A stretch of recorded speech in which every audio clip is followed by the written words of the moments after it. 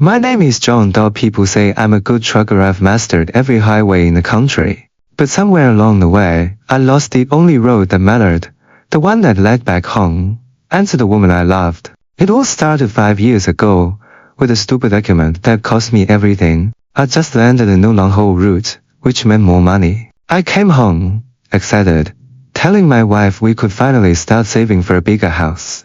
But she didn't look happy. She just looked tired. I don't want a bigger house, John, she said, her voice quiet.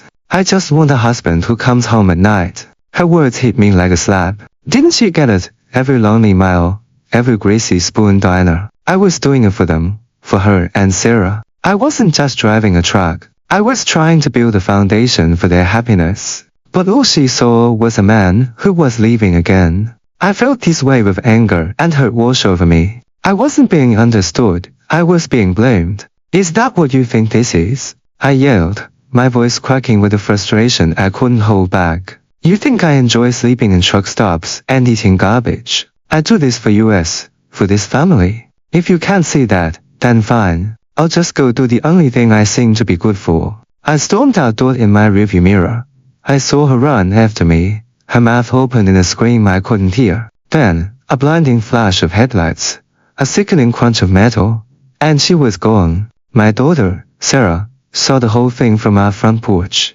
After that day, Sarah went to live with her grandma. I send money every month, but she never touches it. My only escape was the road. Driving was the only thing that could silence the memories. I drove until cities blurred into highways and days bled into nights. I pushed my truck, my only partner, to its absolute limit. I ignored the warning lights, skipped routine maintenance, and drove it hard through scorching deserts and freezing mountain passes, as if punishing the machine would somehow lessen my own guilt. The guilt always kept pace. And then, on a lonely stretch of Route 66, my partner in flight finally gave up.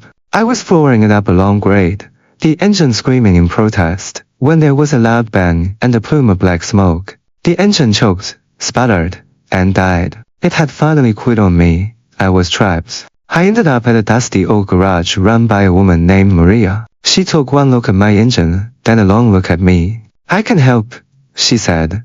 But you're doing the work. You're going to take this engine apart and clean every single piece. For 2 days, I wrestled with that crazy machine, my frustration building with every stack bolt. The second night, I was sitting there, covered in grease, ready to give up. Maria came out with 2 cups of coffee and sat down next to me. She was quiet for a minute, then said, "You fight that engine like you have a personal grudge against it." I just stared at my dirty hands. "It's not the engine," I mumbled. It was the first time I had said any of this out loud.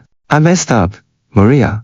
I broke everything, my whole family, and I don't know how to fix it." She nodded slowly, taking a sip of her coffee. "You can't fix everything all at once, son," she said gently. "That's not how it works. Don't you start with one part. You find the dirtiest, most clogged up piece you can find, and you start by cleaning that.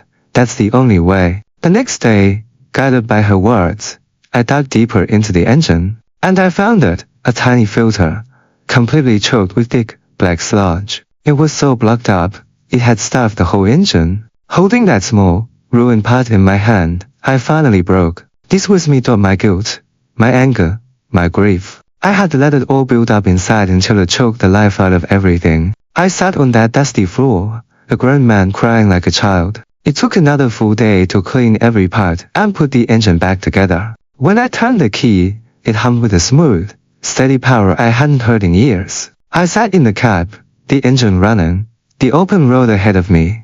But for the first time, I didn't want to run. I picked up my phone, my thumb shaking as I found Sarah's name. She answered, but said nothing. I could hear the silence of 5 years of pain between us. "Sarah," I said, my voice choked with tears.